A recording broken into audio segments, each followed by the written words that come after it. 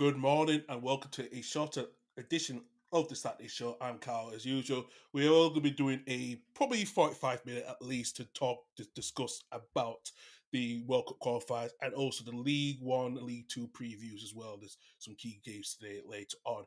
Fortunately, we had a guest on that Connor was supposed to be on. Connor from the Cop Council was supposed to join us, but just at the last minute he's just pulled out. But we'll hopefully get him on during the course of the season. But let's go through the fixture roundup for today's game and this weekend. So the international qualifiers for the World Cup is starting. Wales at home today against Kazakhstan at 7:45 was one of the teams playing later on today. And the international friend is Sweden. They're not involved with the qualifiers but they are away at Luxembourg. In League One, Barnsley at home to Cambridge United. Bristol Rovers go away to Crawley Town. Lincoln City against Exeter City. Birmingham Huddersfield are not playing this weekend due to the players on the international break. So Northampton Town against Blackpool. So Charlton let it go away to Peterborough, and it's a big game later at 3 o'clock today. It's Wrexham against Stockport County vying for the promotion race in League One. And in League Two, only one 12:30 kickoff game kicking off today. Notts County at home against Crewe Alexandra. Barrow go away down to Wimbledon. Bradford City, who are chasing promotion, in the top to be champions in League Two. They're at home to Colchester United. Carlisle got their face on the relegation threat. They're at home to Bromley. MK Dons against Cheltenham Town. Chesterfield against Harrogate Town. Fleetwood at home to Tranmere. Will also go away down to Kent to face Gillingham. Grimsby Town at home to Newport County. Morecambe away at Port Vale. And Swindon Town against Accrington Stanley. Going into the Scottish Championship and League One, League Two, Livingston not playing this weekend due to the players' international break. So only 3 games in the Scottish Championship. A United against Hamilton Academical. A Juniors away at Falkirk and Green at Mall against Queen's Park. Big worry for Inverness County Thistle. They're worried about their future as well after the offers. They're still in administration. They're home to Alloa Athletic. Celtic Hearts home to Arbroath, and in Athletic away at Montrose and Cove Rangers against Strasbourg. 2 key games for the both Edinburgh clubs. Edinburgh City at home to East Fife and Spartans at home to Elgin City. And tomorrow on Sunday's game as well, Scotland at home against Greece. They take a 1-0 advantage in the second leg tomorrow at Hampden at 5 o'clock. France also in the quarterfinals. They 2-0 down against Croatia and then ahead of the return leg. But Republic Ireland against Bulgaria in the second leg with Ireland with 2-1 advantage. It looks well. Germany against Italy is also playing tomorrow night as well. Germany take a 2-1 lead into the second leg. Denmark take a 1-0 leg away advantage away to Portugal, while it's all ties affair between Spain and Netherlands with a 2-2 draw on aggregate as well. On Monday, we got some games. England against Latvia as well. They're playing at 7:45 on Monday night. And also the World Cup qualifier as well. Ivory Coast against Gambia as well too. That's another big game as well, along with Tunisia against Mali as well, and Ghana go away to Madagascar as well. So that's all the fixtures for this weekend. But joining us, we've got our usual co-host himself. He's wrapped around in his hoodie. Good morning, Doug. Morning, how we doing? Not too bad yourself? Yeah, I'm not too bad. Still getting used to this EB Mux. I've been kind of like using it a wee bit. Done a few wee streams on here, so I've been kind of sort of getting used to it. So I noticed that because I saw it last night when I was setting up for today's stream. So you was on. yeah, So yeah. but no, it's good to be back on, and yeah, I hope you're doing well, and yeah, looking forward to the show. Absolutely. If anyone wants to join us in the call, I have put the link in the comments section. If you want to join us, please do. We have a guest today, Doug. Unfortunately, we don't have Connor from the Cop Council. Unfortunately, he dropped it last week. But we do have a Sunderland fan who's probably needs to vent their anger management towards maybe just some Scousers. So I'll give a warm welcome to my co-host, who is from the Championship Review, Sunderland fan himself, Michael Bowers. Michael, good morning. Morning, you two. How are you both doing? Well, Yeah. actually, yeah, I've just literally listened to you sort of say that you're doing all right. All I'll say to Doug, I'm not going to vent at Doug too much, but I'll just say you had one job last Sunday. One job. And look, I've been told by Leicester fans that we had one job against Nottingham Forest, and look at how that turned out. One well, defeat all season. So I'll take it. But no, fair play to the Geordies. They thoroughly deserved to win last week, and no, I don't think anyone would begrudgingly said that they didn't deserve to win. So no, fair play to them. 70 years and waiting. They thoroughly deserve it. all I'll say is hopefully that's the narrative of us if we finally win a major trophy. Go all the years of hurt, and we've gone through much more hurt than they have. Or whatever some of their fans will want to tell you, like we've gone down twice to League One. That should that should literally end the debate on who suffered worse. But no, to be fair, if you took it objectively, they did deserve it, didn't they? I think it looked to me like there was one. It looked to me like Newcastle really, really wanted it, and you could tell, unfortunately, from the first 10, 15 minutes. But no, they did deserve it. But as I said to Carl before we started recording, last weekend was football-wise one of the worst weekends of my life. So again, watch us get absolutely destroyed at Coventry, and then watch Newcastle win their first major trophy in nearly 70 years. So I decided I want to go and follow Quidditch instead of football now. Just change my sport, please. I can't have nice things. Listen, we all can't have nice things, mate. Trust me. Other than if you are a Newcastle fan, they can have Yeah, no, don't get me started on that. Fair enough. By Right. the way, quickly before you carry on, something that did make us laugh when you were going through the international fixtures. Is it bad when you said Kazakhstan? I instantly thought of Borat. If either of you have seen it, Yeah. I'll not do a Borat impression because I'll be very offensive, and Listen, also I've done the it probably Borat wouldn't be done. recommended to talk Yeah, about that on YouTube anyway. So So do you know what? Let's dig down to the dirt and start off the World Cup qualifiers and start off with England in the Thomas Tuchel era. They won 2 against Albania last night. A goal from the debutant Miles Lewis Skelly scored, and Harris Case connected his 7th England goal to seal the win. I have to say, Doug, come to you. It wasn't England's best performance under Thomas Tuchel's first game, but was there a little bit of improvement of trying to be a bit what he's trying to do? Yeah, I think. Look, I think you've got to say that it's always going to be a difficult start for him. Obviously, it's not the most difficult of starts, obviously Albania and Latvia, but you've still got to beat what's in front of you, and that's what you did. I felt most of that game you still struggled against low block. It was only until sort of like the substitutes came on. I thought Curtis Jones had a very good game last night, I've got to say.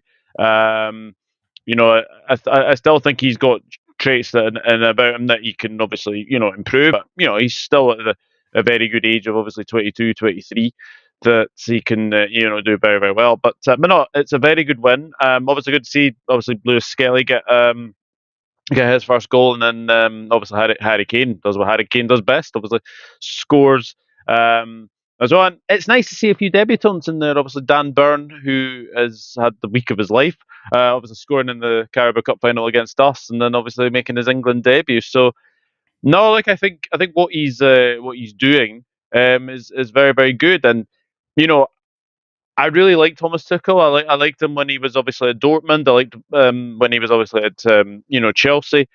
And he doesn't really pull any punches, does he? I mean, he was asked about the performance last night. He says, "No, we could do better," which I really like to see because I felt when you have obviously Gareth Southgate, he wouldn't really sort of criticise the players and the players' performances. So I think with Thomas Tuchel now, you've got someone who can do very, very well as an England manager, and he's cut out for cup football as well, and someone who will not pull any punches when he's asked about performances. So I think it's a match made in heaven so far.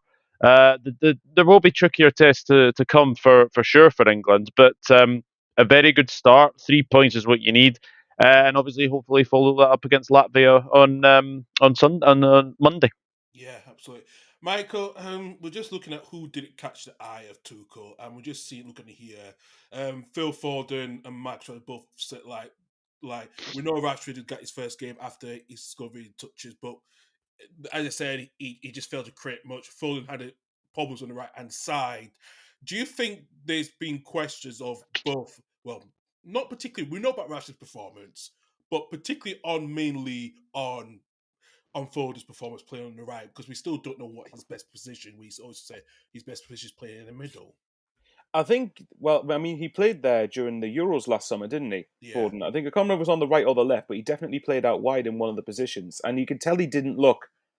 You could tell he didn't look very comfortable, and it almost felt like he was being shoehorned into a position that he isn't familiar with for the sake of having him on the pitch. And don't get me wrong, Foden is a very, very good player. We know how good Foden is, but it's one where you've got to sometimes think about the balance of the team, and that was one of the things that, like, when Doug was comparing Southgate to Tuchel, in my opinion, I've made my feelings quite known on Southgate to an extent, in that I think Southgate did really well to get us to a certain point, but to get to the level where I don't think it's arrogance to say that. I think we've got a team that's good enough to at least seriously compete to actually have a good chance of winning a trophy. Whereas if you look at, like, say for example, this final last summer against Spain, I believe it was, in the Euros, and Spain absolutely deserved it. But it felt like one of the problems Southgate had was that he was too reactive with his game management, not just substitutions, but sometimes tweaking systems, sometimes shifting personnel or tweaking formations, whatever it is. And as Doug said, Thomas Tuchel doesn't pull out any punches, and I get him. And look, there's obviously some England fans that won't get over the fact he's German and all that. To me, I don't care about that. As long as he's successful with England, then that's the main thing that I think we should be caring about. But for me, I think with Tuchel, as with Foden, I mean, it might be on down to Tuchel to get the best out of Foden. We don't know. I mean, as we said, this will be the first time that Tuchel's worked with any of these players. So, and Doug is right. There will be much trickier tests than Albania to come and Latvia to come. But at the end of the day, I think we'll see Tuchel shine when it comes to club football. Sorry, not club football. Tournament football, which is where, put it this way, I didn't have much faith under Southgate we would win anything. I've got a lot more faith we will under Tuchel. It doesn't mean we will, but I think we've got a much better chance. Yeah, absolutely as well. I think there is a bit more better chance. And like I said, he did not mince his words in England before the game last night about why England failed, and there was that and he was brutally honest. And I know it ruffled one or two people, but we need the brutal honesty, especially if Tuchel's language is not his English is not his first language. We needed the brutal honesty completely, and I think we've been saying that for years on Southgate, where there was no. Yeah. What was his style of play? Spain had something. We didn't. It was like, we just come and go game by game. But we need something that will really be quick balls. And look, Eggson's got what? 20 less over at least 20 less than 20 training camps he's going to have with England before the World Cup at least. So he's going to have to try to get, push everything to the players he's got. And I know there's people question about with Rashford coming back in with Jordan Henderson as well. Henderson did get a bit of game time towards the end last night. But like I said, what would you rather have? Would you rather have to win the tournament, to try to get a manager to win the tournament, or you play the young players that's still going to struggle? You can't choose one or the other. Well, it's about a balancing act, isn't it? It's about what is your priority. I mean, like you touched on the style of play, for example. Like, really, I think with Southgate in particular, like his first couple of tournaments, we actually played decent stuff. I don't think we played too badly. But if you look at last summer, I don't think England didn't really have a style of play. It was pretty much just pass to him, pass to him, pass to him, cross for Kane, pass to him, let them sort of do their thing, basically. And that's not sustainable. You need to have a consistent sort of game plan. And obviously it takes time for players to bed into the way you want to do. But I think if you're going to have a chance of winning anything, you need to have the best level of consistency. And that'll ultimately come from the head coach or the manager. So, yeah, I mean, so you could say, look, Thomas Tuchel, even if England isn't his main language, but he's worked in here in England long enough to know pretty much how the culture works, pretty much what players he'll have at his disposal, And one thing I did like that he said, and it's not for the political reasons, I don't really care about that, but one of the things he said was something like, I have to earn the right to sing the national anthem or something. Now, for me, what I took from that was a really good thing, actually, where I thought, good, he's setting himself the standards and says he's got to do well enough to warrant being in that sort of conversation. I know it's something trivial, like the national anthem for me is a very trivial thing, but the point he's trying to get at is, I have to earn a trophy with England, or I have to do really well for England. Like, he recognises the opportunity that he's got. Yeah, no, obviously agreed, Doug. Yeah, no, as I said earlier, I think it's a very good appointment in getting Tuchel. He was obviously the best candidate out there. I know people will obviously look at him being obviously a German, etc. But there will be people that will say that England are going to be managed by an Englishman. But obviously, tell that to Sven-Göran Eriksson, Fabio Capello, you know, and obviously now Thomas Tuchel as well. But no, like I think he's a very very good appointment, and the style of play will get better. I've already seen Talk Sport. Yeah, don't even get me started on that radio station.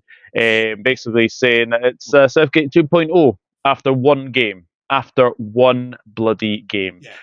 So yeah, be careful what you wish for, as what It I'm is saying. shite, to be fair. So what do you expect? Yeah, exactly. Absolutely, indeed. Right, do you know what? Let's move on to Scotland, Doug. And I have to say, give credit to Steve Clark to get that 1-0 advantage in the Nations League against Greece. Scott McTominay scored a penalty through the penalty. Listen, you were given a late skate, Doug, against this Greece, but you've kind of held them quite well, and you're going into confidence ahead of tomorrow night. Yeah, look, it's a very very good win to go away here to Greece and carve out a 1-0. We didn't play particularly well. You know, Greece had the majority of the ball. They gave us a lot of scares. I thought at one point they were, I think they had the post, they hit the crossbar at one point as well. But that's a good fighting performance from Scotland. And yes, obviously we had a bit of a scare at the end. Obviously, a penalty was given to Greece, but obviously came out. It was outside the area, thankfully.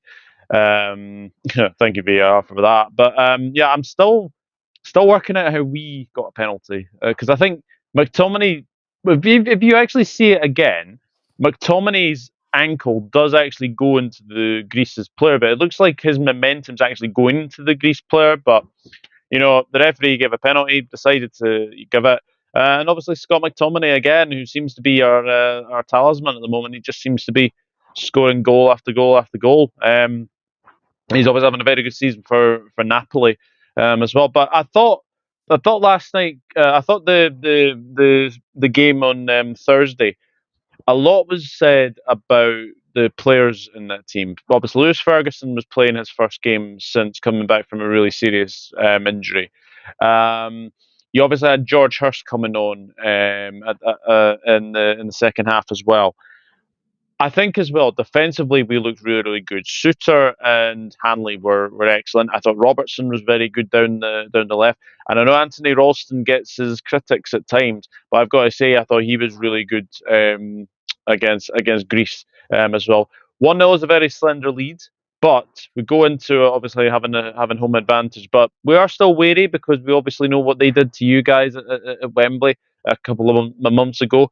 And they are a decent side, Greece. So taking nothing for granted, but if we get an early goal tomorrow, then it sets us on a very very good way, and obviously it would obviously keep us in the Nations League A, which would be absolutely amazing. So no, look, it's a very very good win, and it sets us up very very well for obviously the World Cup qualifiers in September.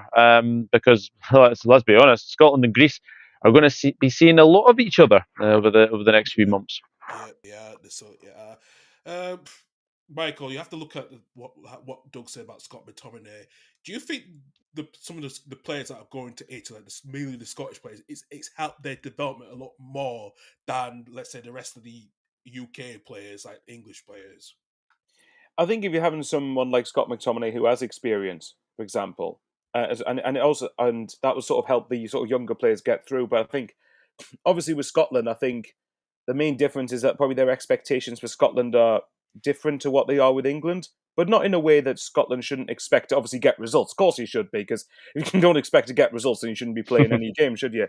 But no, I do get the point you're making. I think that it ultimately, and it's the same with a lot of national sides, you want to try and get younger players blooded through for the future, but it's the same thing about, I can't not relate it to Sunderland in a lot of ways, because obviously we've got a lot of young players, but you have a core of experience that will really sort of help them get through, really. So now to answer your question, yeah, maybe it probably does end up helping them out.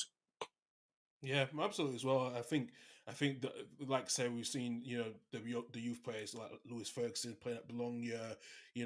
not just Scott McTominay, but also Billy Gilmore at Napoli as well. So it is a huge advantage for the players to be more technical in other countries playing abroad. So it's really helpful as well. Moving on to Wales' campaign tonight in the World Cup against Kazakhstan. Doug, Wales went back to the World Cup for the first time since 1958 at the last World Cup in 2022. They only picked up 1 point for the 3 games. How prove the need to start the qualifying campaign tonight to right the wrongs of history? Yeah, look, I think they're in a very good group. They're in a group with obviously Kazakhstan, who I think are quite an improving nation. That's not going to be an easy game, especially when they go over to Kazakhstan. But they've got a Belgium has been very, very underperforming. They have a Belgium that have just got rid of Tedesco, and I think when you look at that group as well, I wouldn't be too surprised if Wales top that group. They should be looking to at least top this group, or even get second. But I think now they've got a manager in Craig Bellamy who seems to be doing really, really well. I know he's a bit inexperienced, obviously, for tournament football as a manager, but so far so good. I think you've got to say for Wales, and again they seem to be going through like a wee period of sort of transition almost, because obviously Gareth Bale's was their talisman for a number of years, but they've still got some good wee players in there. Obviously Harry Wilson is one to look out for. Kiefer Moore, of course, as well. So I think Wales have a very, very good opportunity to get to the World Cup, and obviously, hopefully, that starts with obviously 3 points today against Kazakhstan, and I think if they win that one, then it puts them in for good stead for the rest of the qualifiers. It certainly does, Michael. There's no Aaron Ramsey. He's not in the World Squad because he's injury. Is there going to have to be a future without him during the course of the qualification now ahead of if they qualify for the World Cup next summer? Well, it's not just this qualification. I think in general there has to be a future without Aaron Ramsey for Wales, which is quite sad because ever since, was it Ryan Shawcross who made that infamous Yeah, tackle that Yeah. that Arsene Wenger was particularly furious about all those years ago, and even saying that makes me feel really old now. But yeah, look, yeah, it's a shame for Aaron Ramsey because I'm right in thinking he's still at Cardiff, isn't he? yeah. But obviously, Yes. I mean, however, I'd be very surprised if he's made more than 5 to 10 appearances this season, and I might even be generous with that, to be honest. Um, so I think, yeah, there has to be a future without him, and I think with Wales, I think it's a kind of similar problem that they would have had with, say, Gareth Bale, because as Doug said, he was their main talisman for so many years. But these players can only play for so long, and you need to be able to have more of a. Again, it comes back to the word sustainability. You need to be able to get more players coming through, more youngsters coming through, more players who can eventually maybe become the next talisman for the. Obviously, still have a way of making a team successful as opposed to just relying on one person. But yeah, no, I think I would say with Aaron Ramsey, yeah, unfortunately for Wales, I think they do have to start getting used to the idea that, and I think they have at this point, that he's just not regularly fit enough, and they will need to at some point, whether not just for this tournament but for the whole future, sort of try to move on from Aaron Ramsey, because Aaron Ramsey's all these injuries might be catching up with Aaron Ramsey's body as well, and it happens to pretty much the best of Mm. everyone.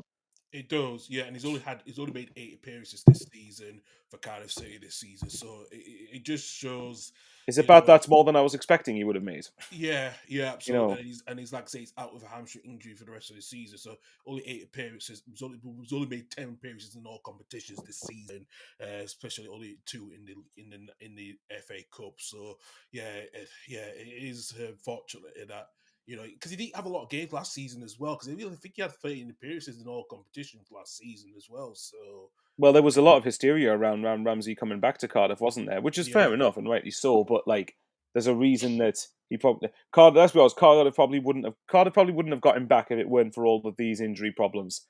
And I think Yeah.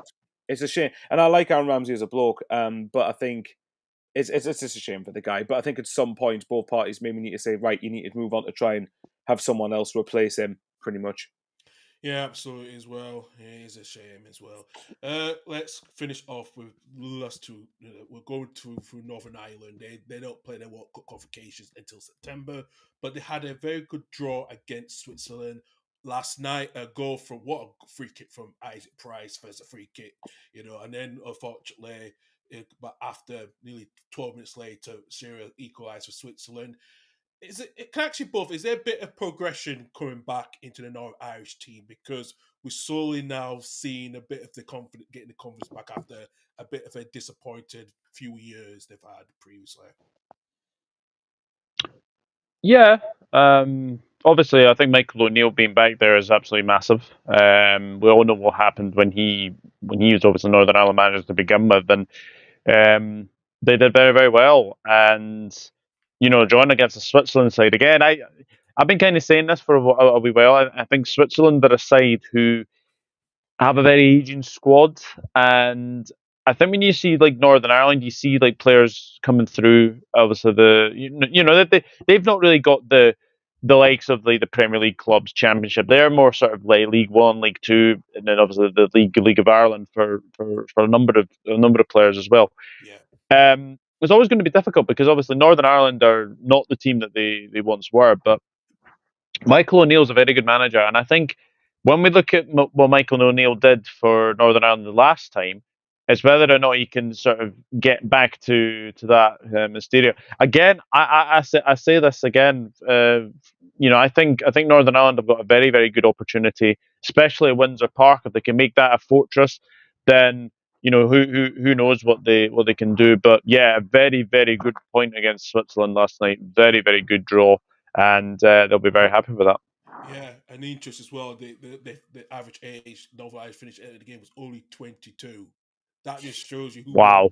the fearless youngsters against the major experts in tournaments are. So yeah, a really good point for a good draw. Sorry, for Northern Ireland. Going into Republic Island, I know there's been questions about Hermanuson's tactics, but they got the 2-1 win against Bulgaria the other night, Doug. The go ahead tomorrow's game. I don't think Michael will have to say. Is this pressure for Republic Island this year because they've not qualified, not since probably, I'm going to say 2012, 2016 was probably the last few times they did qualify. Well, if they haven't qualified for that long, then there is bound to be pressure there, isn't there? I think, and ultimately, you've had a lot of success stories over the years where I'm trying to say this without sounding condescending, but like sort of not fancied. I was going to say smaller nations, but that's not the right word. Nations who aren't quite as fancied. There's still success stories about like sort of qualifying for a tournament. So I think if you haven't qualified for that long, I think there is going to be a lot of pressure on who the next on this current generation, on this current manager for them. And let's be honest as well, but they could also look at it as an opportunity for them if they qualify for a tournament. Then Hi, Rebecca. let's go. Hey, Rebecca. All right. Hey! No, that was funny. But no, if you're the Republic of Ireland, if you're Republic of Ireland, though, think if you're one of the current players or the manager, you could genuinely get held it as nearly a Hey, legend if you baby. Hey, qualify. Nathan. Hi. Sorry. Hey, buddy.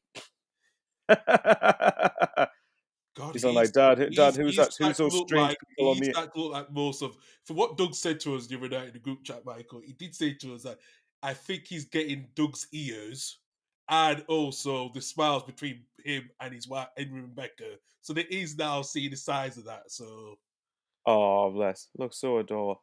How old is Nathan, Doug? If you don't mind me asking. He's 17 months. 17 months old.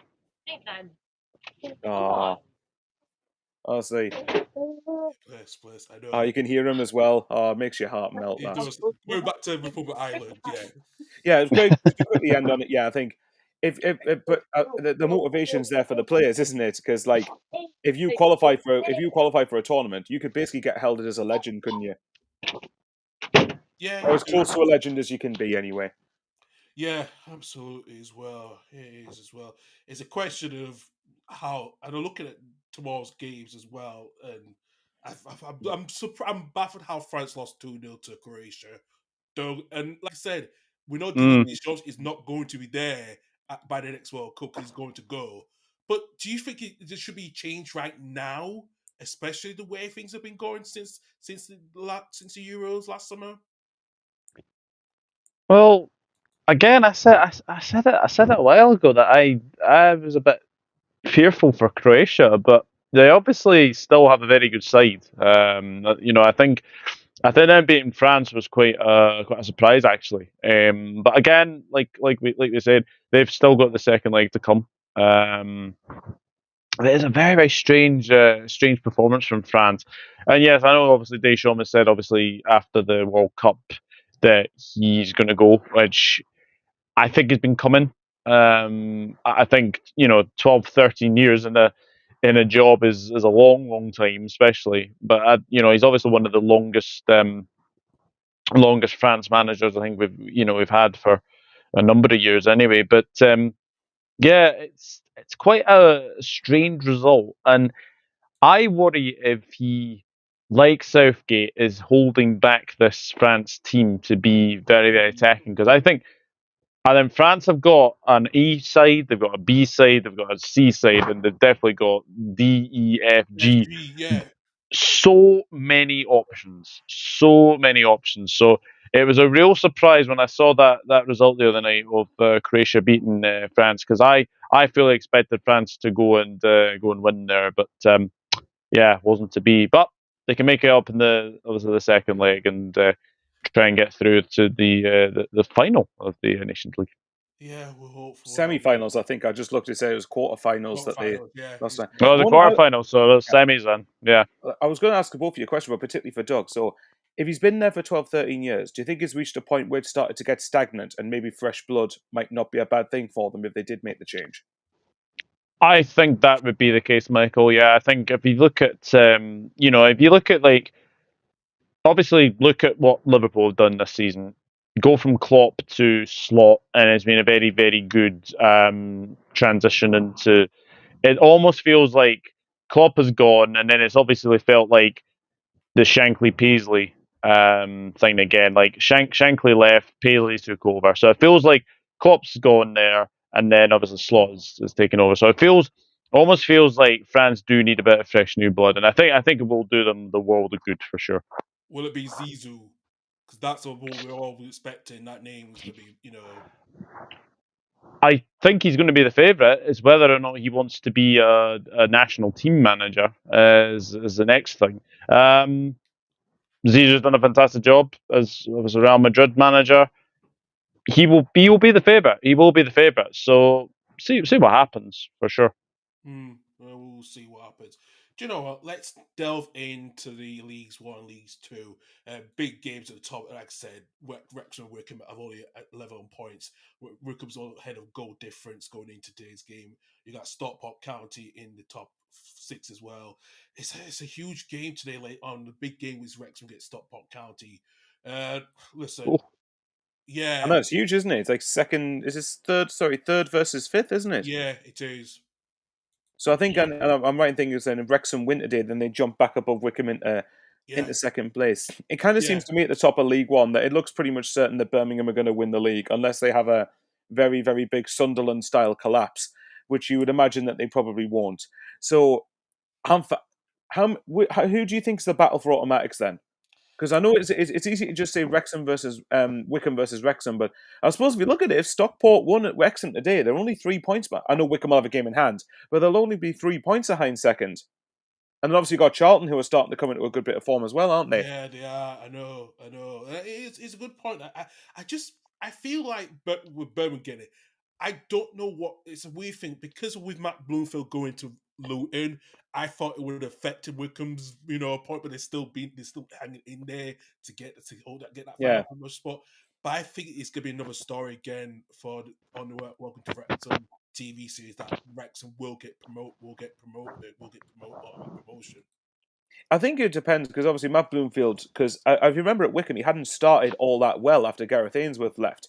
But then gradually the ideas started to settle in. And then this season so far, Wycombe have been sensational. Yeah, until last weekend when Wrexham got the win to 11 points. Yeah. That was the biggest result that needed. That was from their advantage. Oh, no, absolutely. But also then Wycombe's responded by winning at Rotherham in midweek. And if you know, I wish Ant was here. He would have been funny to have a dig at Rotherham because he doesn't like him, does he? I know. But yeah, no. So I think I'm really fascinated to see how that battle's going to play out. And obviously, they've got former Sunderland coach Mike Dodds as their main head coach, but it could work one or two ways, really, because if you remember when Luton came up to the Championship, Nathan Jones had left mid-season to go to Stoke. Yeah. And in the end, it didn't affect them one iota. They basically they had, I think it was something like Mick Harford, I think it was, who ended up taking over the rest of the season. But it was basically just keep doing what you've been doing. So because they didn't have that disruption, it didn't affect them too much. So if Mike Dodds goes into Wickham and just basically just says, look, let's not change very much, just keep doing what you've been doing and keep progressing along the same lines, then you absolutely never know. But yeah, safe to say, welcome to Wrexham season 4, I think they're on now, that they're making.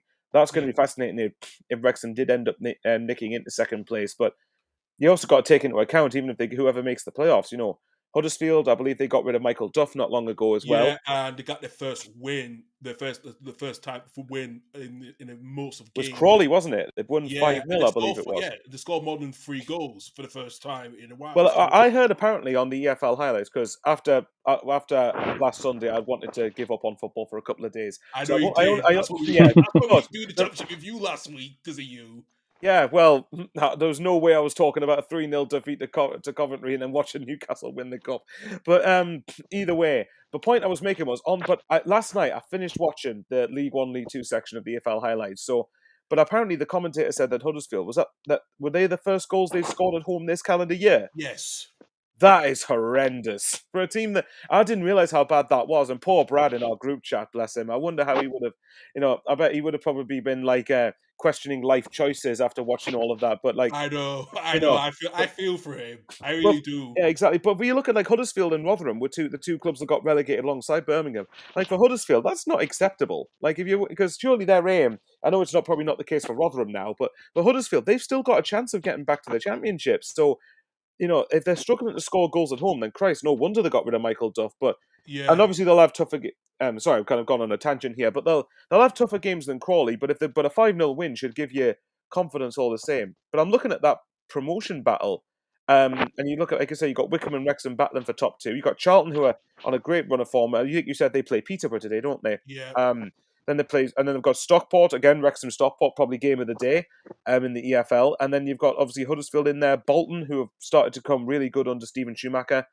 Then you've got Reading, Leyton Orient, probably down to maybe those points realistically to those teams. But and obviously you've got the news what came out about Reading yesterday about their I don't know if you're aiming to bring that up or anything. I was aiming to bring that up, actually. Yeah, the Reading owner, Dai Young, has been given a deadline on the 4th of April to sell the club after he was disqualified under the EFL Owners and Directors Trust. The date is imposed by the EFL to merge a hearing in the Commercial Court in London yesterday, where Young was trying to get an injunction against ex-Wickham owner Rob Curran, who claims that was blocking his attempt to sell the Royals. The request for mandatory injunction was not granted by the judge, Mr. Justice Jacobs. Following disclosure in open court earlier today, the league can confirm that Mr. Young has been recently disqualified under the EFL Owners and Directors EFL said in the statement as well. So, yeah, Doug, this nightmare has been going for too long, and eventually it's going to come to an end on the 4th of April. Yeah, it's a really sad state of affairs at Reading. And it just goes to show as well that this fit and proper test is absolutely ridiculous.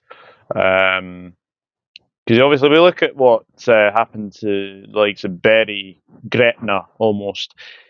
They ran out of money. They had to obviously start again. I have nothing against Reading. I think they're a fabulous football club. Obviously it wasn't. I believe they were in the Premier League, weren't they? They were in the top flight. But again, it's not been what everyone would have envisaged Reading. But again, they're just outside the playoffs as well. I look at this sort of wee trio of Leyton Orient, Reading, and Bolton, and they could definitely upset the apple cart. I think Wrexham are probably all but there. Probably a win today probably seals their playoff hopes, I would say. And yeah, like Michael said, Birmingham City, I think they definitely need like a a big like a big Newcastle collapse or something to stop them from winning League One as well. But yeah, Reading very very sad, and I really hope that something gets sorted there because I don't want to see them go under. And yeah, obviously they could be facing expulsion from the league, and hopefully they will get a buyer very very soon because it is a very sad state of affairs there, and hopefully De Jong sells up and goes back to China. Yeah, I Just know. quickly to add to that as well, you got to hand it to the players at Reading and to the manager that despite all of this going on, and they're still on the cusp of going into the playoffs because we've seen loads of examples Mm. where players feel the effect of it, and sometimes stuff like that does spill onto the pitch where everything just comes to a head and it's difficult for them to perform.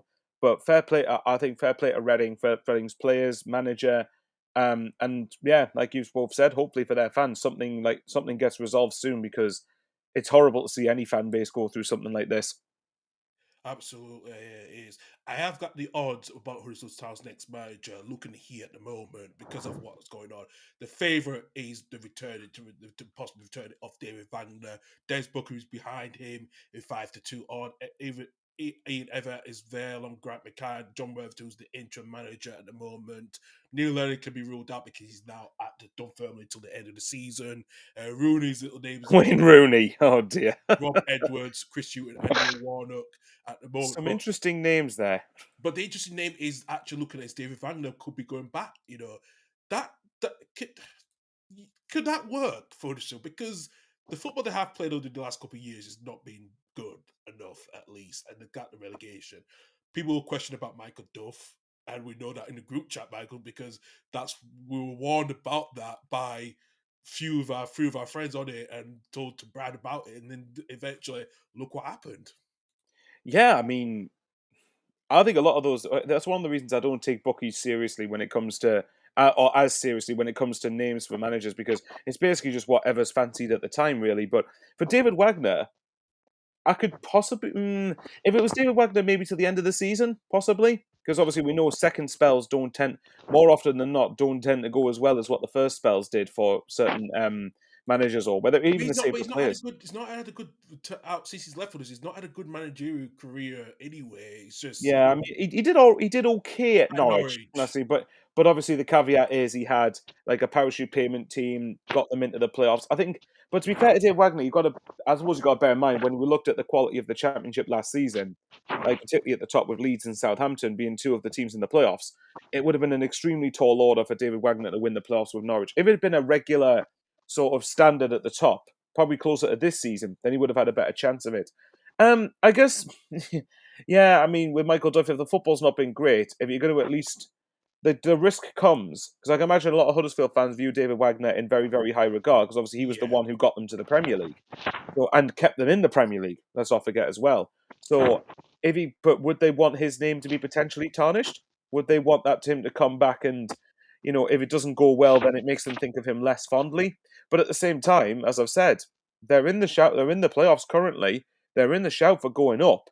So if you got someone maybe to the end of the season, then say right, let's try and get back to the championship, and then if we fail, we'll have a look longer term in the summer maybe. yeah. Well, true. And the thing is, the club did announce when John Robertson came in, he was going to be interim manager till the end of the season. But he, like I said, he has been talks. He has a decent shout. He's not ruled out at the moment to become the full time manager. We know that didn't work out under Danny Schofield one time a few seasons ago, coming through the club ranks, especially him was a former player, so Yeah, was Worthington. But at the moment, I know some of the Huddersfield fans are pissed off because I've looked at recently. There's been the club is now increasing the season ticket prices by £170. So I think there's a lot of questions going on as well because, as I have been hearing as well, with the future of the stadium, Huddersfield Town will likely to take over the stadium outright, which means Huddersfield Giants will be moving to Halifax to take look on the. Been approved by Condor Council to take over the Shea Stadium, which means Huddersfield Town will be the sole owners because they have changed things inside the club completely, of making it more Huddersfield Town branded than it was under sharing the rugby league team. But as I said, Huddersfield's got a lot of issues to go because I think they still want to get rid of one of their main board members who's made a huge mess in the transfers this past season. So yeah, it's. Sorry, I was kind of half looking through the fixtures, to be honest, so I didn't really hear much of what you No, said. that's fine. But I'll just say my short attention span was gone. listen, all our attention spans goes everywhere. We are three autistic people on this broadcast. Well, that is very true. That's very true. We can default on that as an excuse. Yeah, we We can default. default that as excuse completely. So I'll tell you what. I'll ask you then. So, how do you see the games going today then in League One? Is there anyone that stands out that makes you think they'll win that? I mean, Wrexham let's have a Stockport's look. obviously the shout for me, but like Stockport's no mugs, are they? yeah, Yeah, I think like I'd expect Barnsley to beat Cambridge. I agree. Yeah, same here. Crawley, Bristol. Crawley, I think Yeah. because got one of the former managers has come back. I think Crawley will edge this one. Yeah, I think Yeah, no, I mean, could see. Go on, Doug. Go on. I could see a draw between Crawley and Bristol. Lincoln City to beat Exeter. Yeah, Blackpool to beat Northampton. Peterborough Charlton, that'll be a draw, and then I think yeah. Wrexham beats Stockport at the racecourse. Yeah, I agree with that as well. Actually, do you know what? Yeah, I would agree with that because we want to finish off on League Two on this as well because that promotion change has also been interesting because how the ties have turned. Walsall have tried their best to make it interesting, haven't they? Yeah, very much because now it's only a 9-point gap between first and fourth at the moment because, like I said, Walsall have been stuttering a bit. Bradford have been winning on the game before they lost this recently, but Wimbledon are now clawing back in now. So, yeah, I just feel like that's going to be going to the wire as well. Actually, Yeah, I get the same impression as well because I think if I'm right, Wimbledon were the only team in League Two in that pack to win last weekend. I think it was. Yeah, I remember Bradford lost to. Oh, I can't remember. It might have been, who did they lose to? they Tranmere, I think it was. Tranmere at home. Yeah, I believe it was. Yeah, and then Notts County, I know, lost to Chesterfield last weekend. And then Wimbledon won at Carlisle because I was speaking to Chris Welch last week, and I know Chris has been a regular. He's been a regular person on the content and joining us as well. So yeah, Yeah, no, I'm really. I mean, and obviously today, I mean, the early kickoff, Notts County versus Crewe, and that's no given either because Crewe are just right below, seventh place. They're right below the playoff places. Yeah. But on the other hand, you got Colchester under Danny Cowley, who's starting to really, surge up the division. Yeah, Obviously, Doncaster with Grant McCann coming back. Doncaster were big favourites at the start of the season to end up getting back up. But here's one: do you think Walsall will completely bottle it? As in, at least, do you think they'll at least finish in the top three? I think they will bottle it. I think they will. I thought they would have had a good start. Slowly, things have started to really decline a bit. I think they will bottle it. I think they'll just finish in there. Personally, you're on. I don't know if you're on mute, Doug. Yeah, he's the cat. Unless he was doing that deliberately, like what I've done to you before when you go. No, he just decides to mess with us. as I was saying in tangent.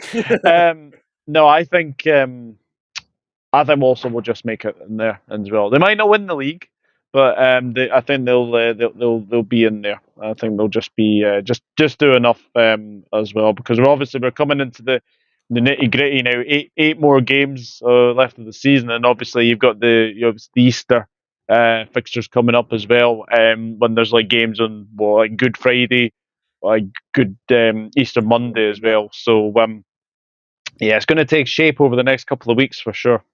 Yeah, it's going to be as well. You can imagine if you had to bet on who the top three is going to be, because that's incredibly hard to call. Even if you look from third down to sixth, it's 2 points separating four teams, and Port Vale's got a game in hand as well.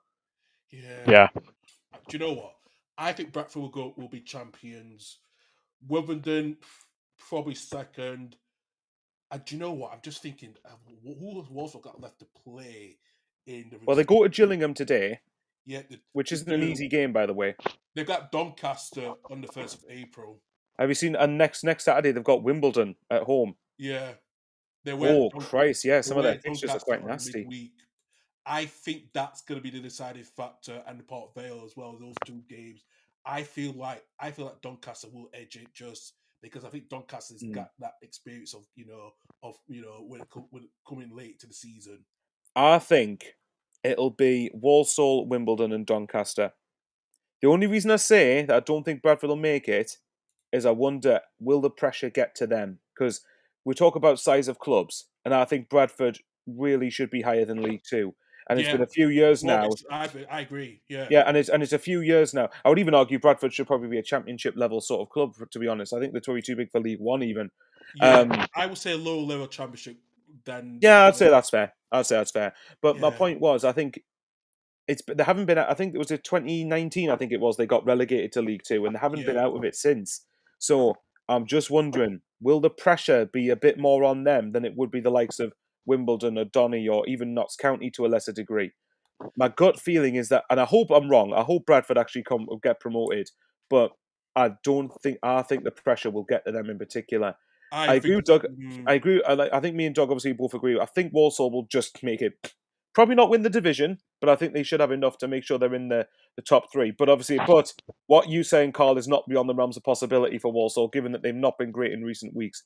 I think Wimbledon and Doncaster. I think they both just got the know-how, and I think Doncaster with Grant McCann being back at the keep mode, and and with Wimbledon, yeah, I think there's every. I don't know. I think there's a good. I think if they win the games they should win, and they keep ticking over, I think they'll have enough to make sure that they do it. So my bet would be Walsall, Wimbledon, and Doncaster. Okay, fair enough. I'll go Doncaster, Wimbledon, and Bradford. Yeah, right. Do you know what?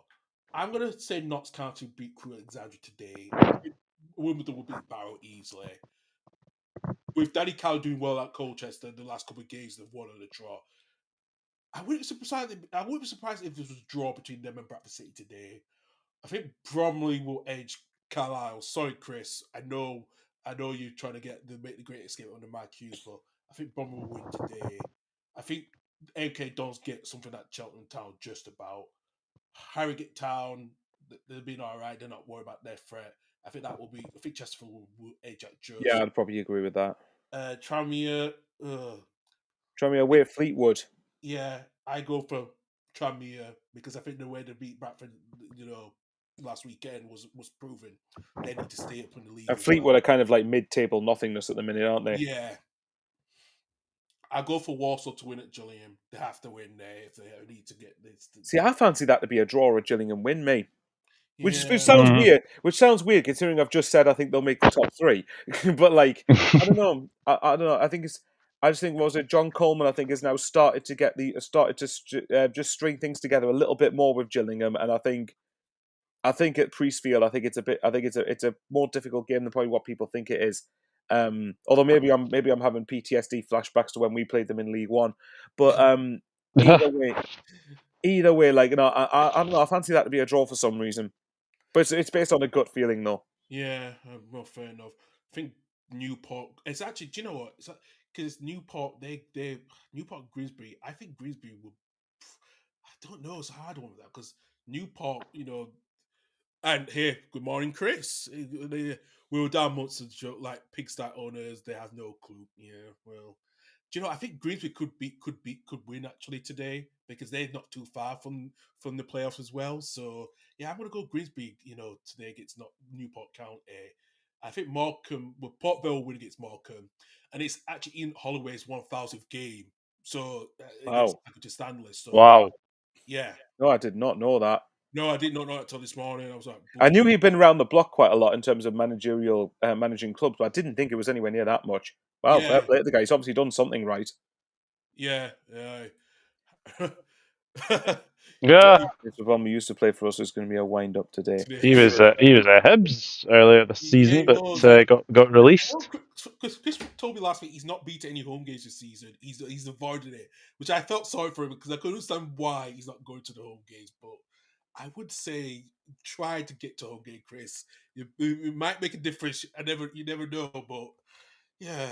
I'm looking at Carlisle's next couple of fixtures. Like, so they've got Bromley today, and then they've got MK Dons and Doncaster after this. That's like, that's not the fixtures you want if you're gonna. Sorry, Chris, that's not the fixtures you probably want at this stage. Chesterfield, Newport, Morecambe. I'll tell you what, if Morecambe and Carlisle are still in touching distance by the time they play each other, that could be the sort of last chance saloon for both clubs. The problem is that's like in mid-April at that point, so unless both of them really start to kick on and really push on, then it doesn't look quite as likely. Do you think do either of you think that Morecambe or Carlisle have a chance? I don't. I think Carlisle don't have a chance. I do worry about them because they're not. They're supposed to. The home gate is so vital for them, and they're not won it, and they're not. They're not capitalised on it. I suppose it's whether or not Tranmere. Let me just have a look at the table again. Actually, Makia, Ian Horne did become the first. He did reach over 1,000 games back in December, but it's still counted up anyway. So yeah.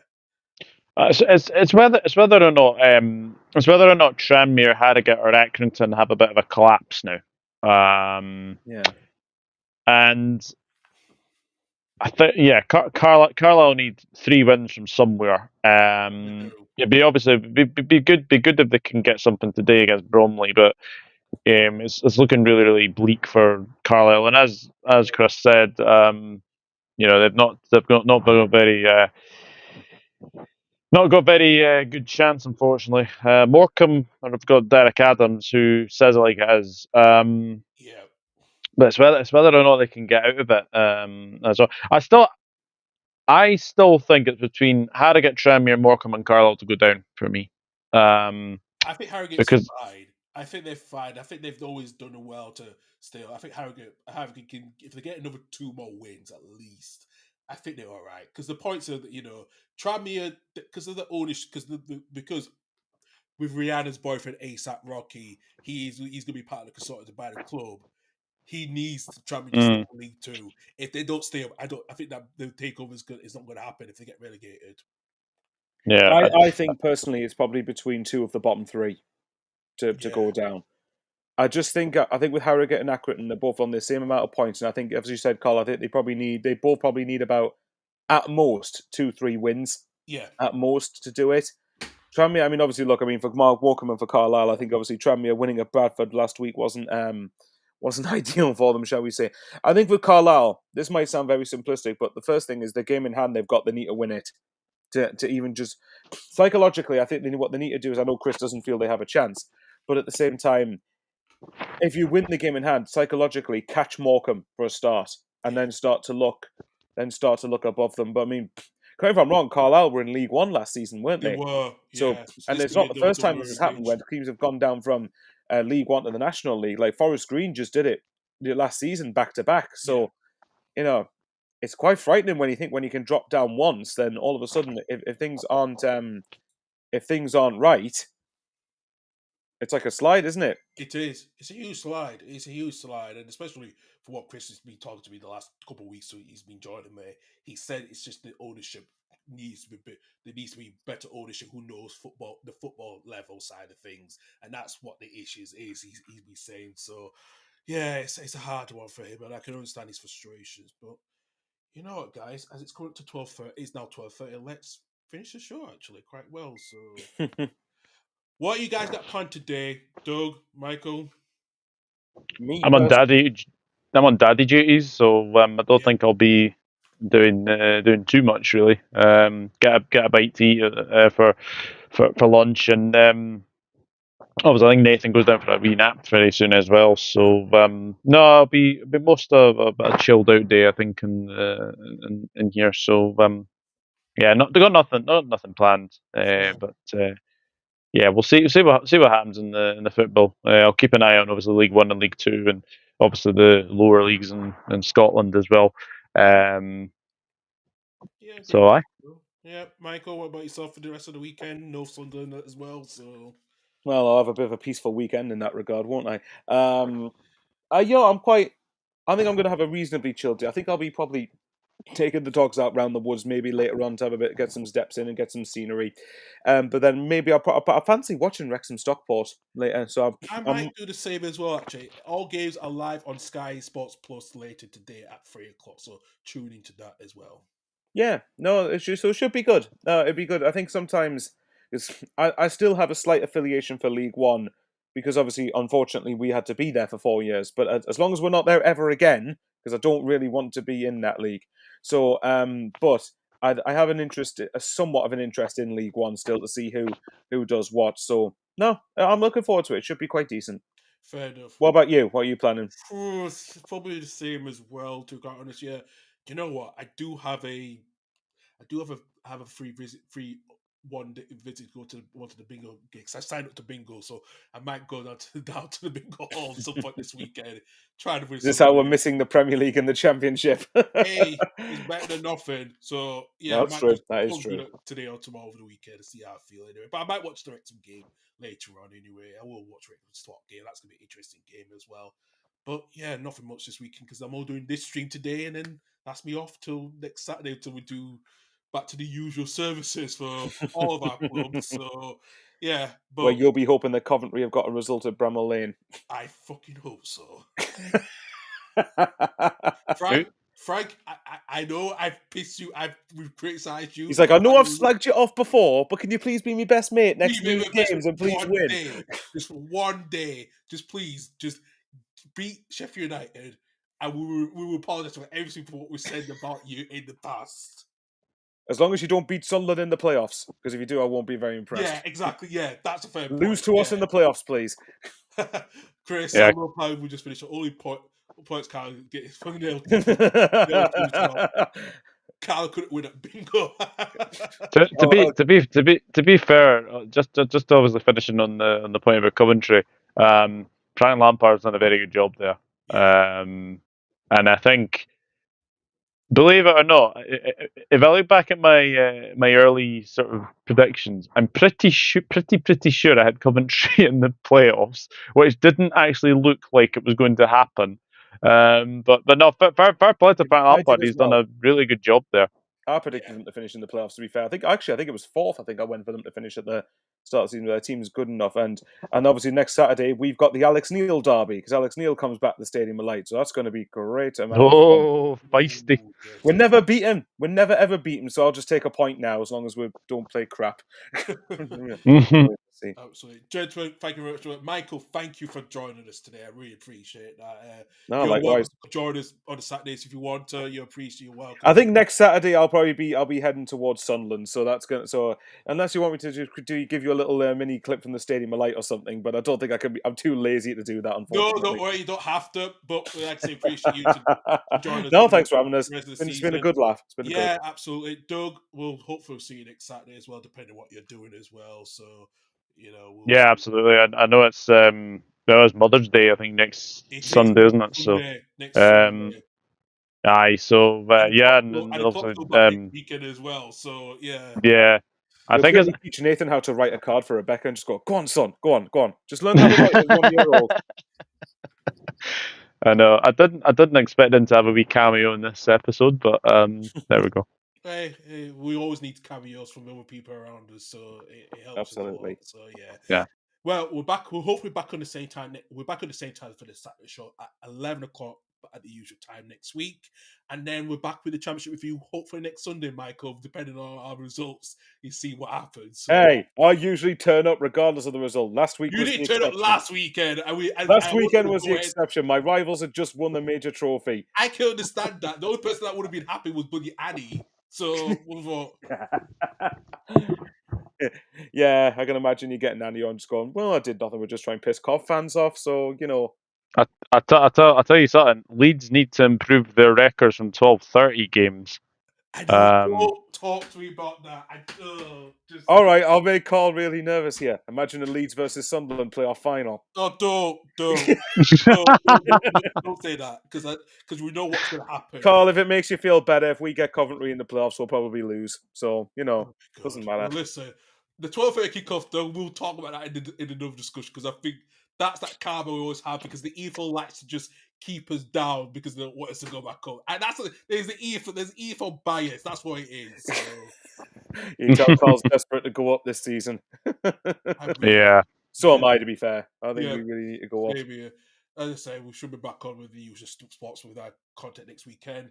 I have put both Doug and Michael's channel in the description as well, so please follow them as well too. Thank you. But like I said, hope everyone have a good weekend, and it's non-league day. Go support your local non-league club as well, wherever you are. But we'll be back next week at 11 o'clock. All have a good weekend. Take it for now, and it's goodbye from us.